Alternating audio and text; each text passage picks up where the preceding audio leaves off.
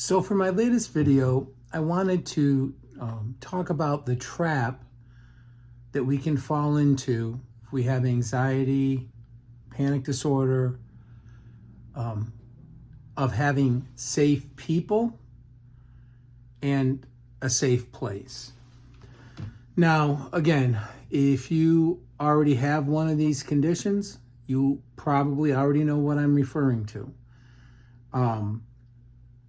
But a safe person is a person that when we're around them, we feel a sense of security, and that, it lowers our anxiety, and it gives us an illusion of security, right? Because most of the time there's no real security involved in this person being with us. It's an irrational connection that our mind has made.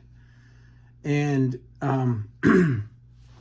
specifically for me, my safe people, and primarily my safe person was my wife, and to a lesser extent my mother. And certain situations especially, this was really noticeable. For instance, if I was driving in an automobile or if I was in a social setting, I really felt as though I needed to have my wife with me. Otherwise, the fear would be intense. I would be likely to have a panic attack or just leave a situation. And then to a lesser degree, my mother would serve the same purpose, although not obviously accompanying me places, but if she happened to be there, I would gravitate towards her. Again, getting an irrational sense of safety or security, in her presence. And it really doesn't make any sense, but it's an irrational connection that our minds make when these fight or flight chemicals are being released. So if you're alone and you have a horrible panic attack, say in my case, like when I was driving, then having, someone with you can feel like a security blanket. And the reason why this is so bad is because, well, let's get into why having safe people doesn't work long term. Number one, it's not practical, right? You can't have a safe person accompany you everywhere you go. You can't bring a safe person with you to work. You can't always have a safe person at your beck and call. This just is not feasible. It's not going to work. Secondly, and like I was already, and let me elaborate on this, it's fallacious. It's fictitious.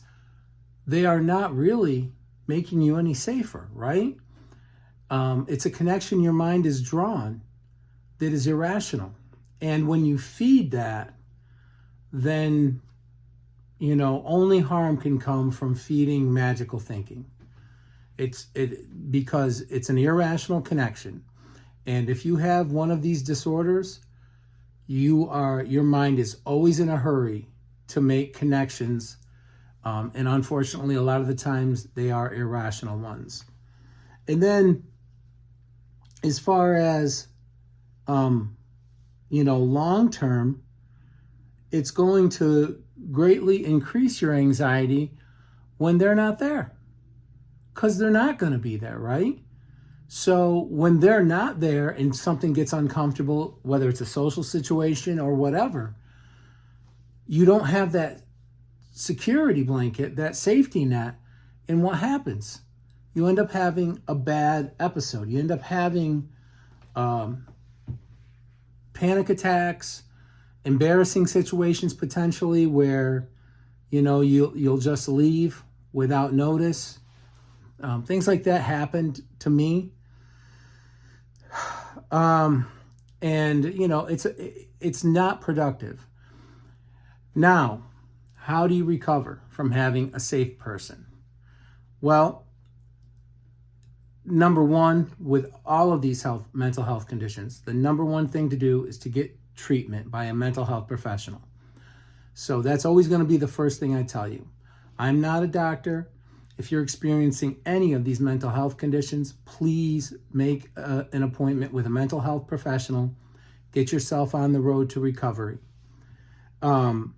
That's number one. Number two, it's going to be exposure therapy, and it's going to be something that you do gradually. You don't want to, start off doing something, that really stresses you without your safe person. So say driving is your stressor, right? As it has often been for me. Start doing short trips without them.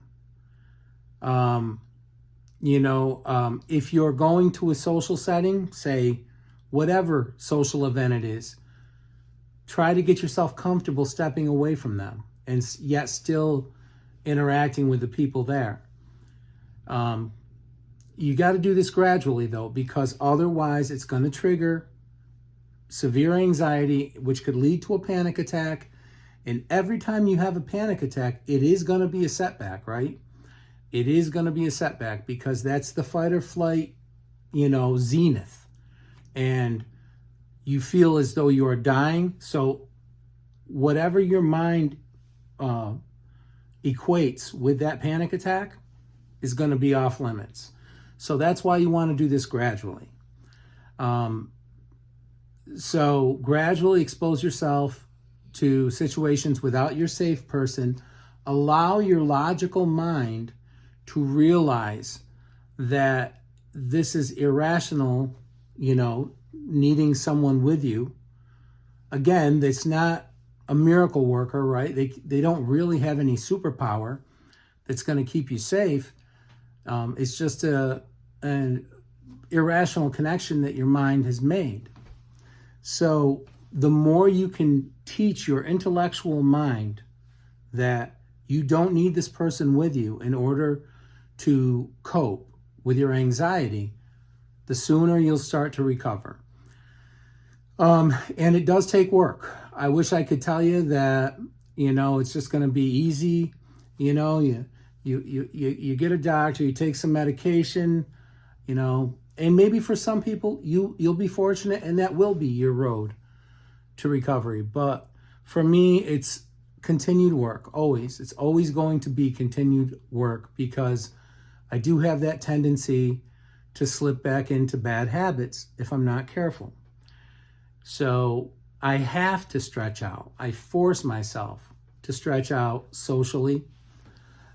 I force myself to stretch out,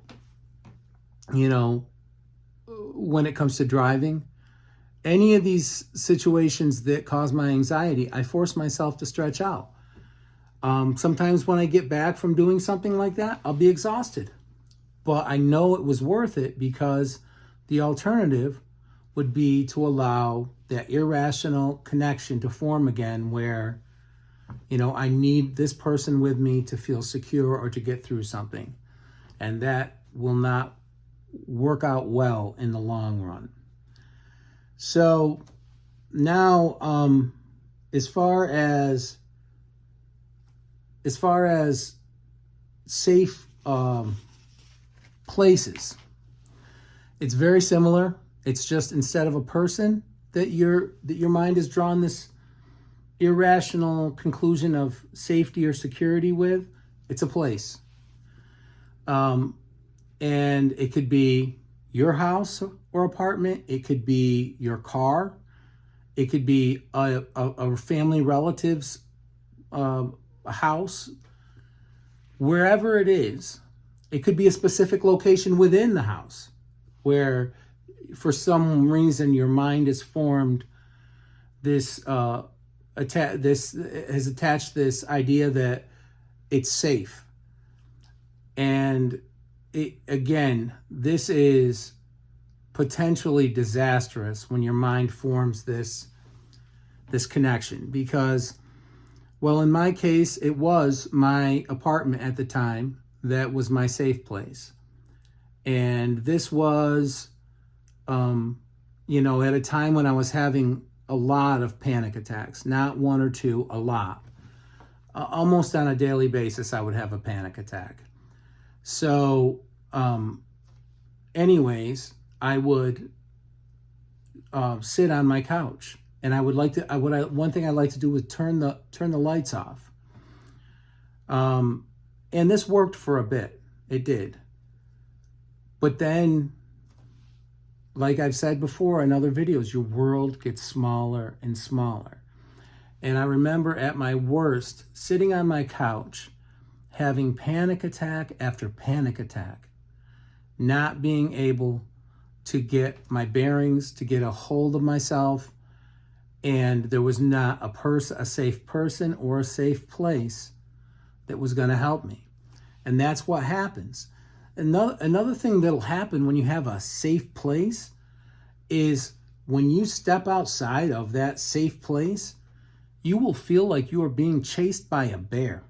You will feel like you're on a battlefield in a war, because your mind has formed, again, an irrational sense of safety in this place. And when you're removed from it, then you are in a life and death situation as far as your mind is concerned, and as far as the chemicals and the neurotransmitters that are released. So that's why the very nature of having a safe place ends up making your world smaller and smaller and smaller. Think of all the negative things that happen when you fall trapped to the idea that there's a safe place. You withdraw. You withdraw from anybody who doesn't live in that safe place. You lose your connection with them.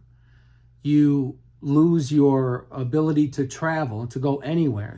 Even going to work or just the stuff you need to do to keep your family afloat can become an exercise in, life or death panic every day. And that's what I went through for a couple of years when I had this. I became completely agoraphobic, and this is not uncommon when we have a safe place to become agoraphobic. And for me, that lasted at least a year, at least a full year. I would have considered myself agoraphobic. So this makes your world small. It makes your life miserable. It does not help you. It is not helpful. So again, how do you get better from having a safe place that you've developed in your mind, to keep you, quote unquote, from these scary, uncertain places where you have, anxiety and panic? So it's very similar to what you do when you have a safe person. First, get treatment, get seen by a mental health professional, number one. Number two, expose yourself to places other than your safe place. And again, I cannot put enough stress on the fact that you want to do this gradually. You don't go from being agoraphobic or housebound and then try to go to a huge concert or some other thing like that. There's a good chance you're going to end up in the fetal position, having a panic attack, and you will have retaught your mind that outside of your safe place isn't safe, and it'll set you back. And you don't want to do this. So gradually. So if you're housebound, try to do short trips, maybe to the grocery store, maybe to a convenience store. Just get out, even a walk around the block. If you're truly housebound, you'll notice as you get further from your house, it'll start to feel pretty scary. It did for me. And then the what if thinking and would start going. But it was important for me to do it. Sometimes, have a distraction while you're doing it. there's little tricks that you'll learn along the way that'll work for you. But the bottom line is you're going to have to force yourself, expose yourself to your triggers in a gradual way to get better. So you're going to have to get outside of your safe place. You're going to have to go places. You're going to have to try to do this gradually. And over the course of time, your mind will start to make logical connections where it will realize that it's okay to be outside of that safe place. That safe place wasn't safe. And that living a normal life involves, going various places and doing various things and engaging. And, especially things to which there's really no extra danger attached, right? Yes, you can slip in your shower and, break your neck. This happens to people, unfortunately, every year. Now, does that keep you from taking a shower? It's not logical. So we need to be able to live our lives to enjoy them. So you need to be able to stretch out, get out, force yourself, force your world to get bigger. This is another really important thing, and I can't stress this one enough either. You will have setbacks. Whether it's safe people or a safe place, you're going to have a setback. You're probably at some point going to have a panic attack. It may even result in something that you feel embarrassed about. You have to learn to compartmentalize your bad days, your bad weeks, your bad month, whatever. You cannot draw that conclusion that, oh, I made this mistake, I'm right back at square one. You're not back at square one. You already made an effort that you weren't making before. You're not back at square one. Don't fall into that trap. Compartmentalize it. Say, okay, it's a bad day. I had a bad day. Boom. Get back on the horse. Maybe you have to wait a few days or a week because it stressed you out so much. But do it again. Keep doing it. Don't let, I'm telling you, we are so often all or nothing people, right? The people with these mental health conditions. If something isn't perfect, and again, what is perfect, right? It's in our minds that it's perfect. But if something doesn't go exactly the way we want it to as a control freak, then all of a sudden, oh, it's the end of the world. And we end up reverting back to saying, can't do it. Don't let that type of thinking creep in when you're getting over having safe people or a safe place. Take it from me. It is worth it to keep stretching out, to prove to your logical mind that you don't need safe people, you don't need a safe place, and that you can do this. You can face uncertainty, you can face anxiety. You're strong enough to do this. And for some of us, we've proven, for me, I had 31 years where I proved it to myself. I know that not everybody that I'm speaking with is going to have that background. Some people maybe have had these conditions since they were children. But whatever the case, it's worth it to get through this. Again, seek help from a mental health professional. Do exposure therapy, both without your safe person and without your safe place. Keep stretching out. Allow yourself to have bad days. Allow yourself to have setbacks. It's okay. The world doesn't end if you have a panic attack, or if you start to feel like you're going to have a panic attack and you remove yourself from a situation. That's not the end of the world. Anyways, but it is definitely worth it. And I just felt like this was a good video to make because, again, I think this is another one of those things that happens to someone maybe initially without them even realizing it, right?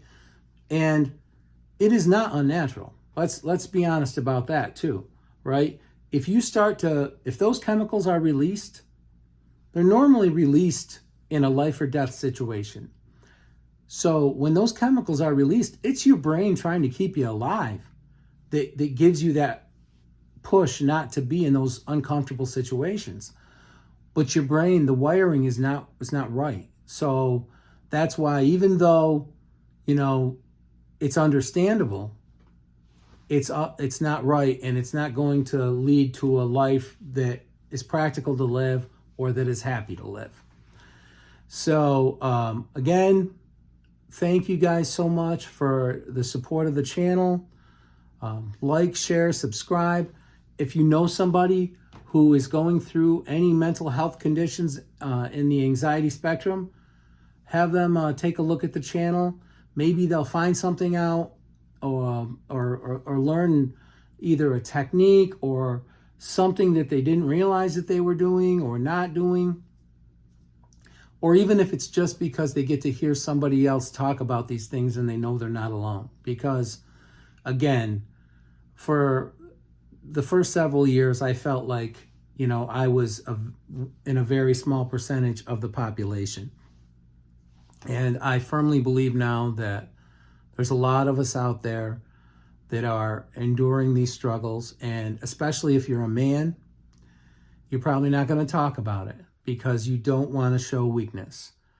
You don't want to show weakness. So I know, from personal experience, I know exactly how you feel. But anyways, thank you so much for tuning in. And until my next video, take care.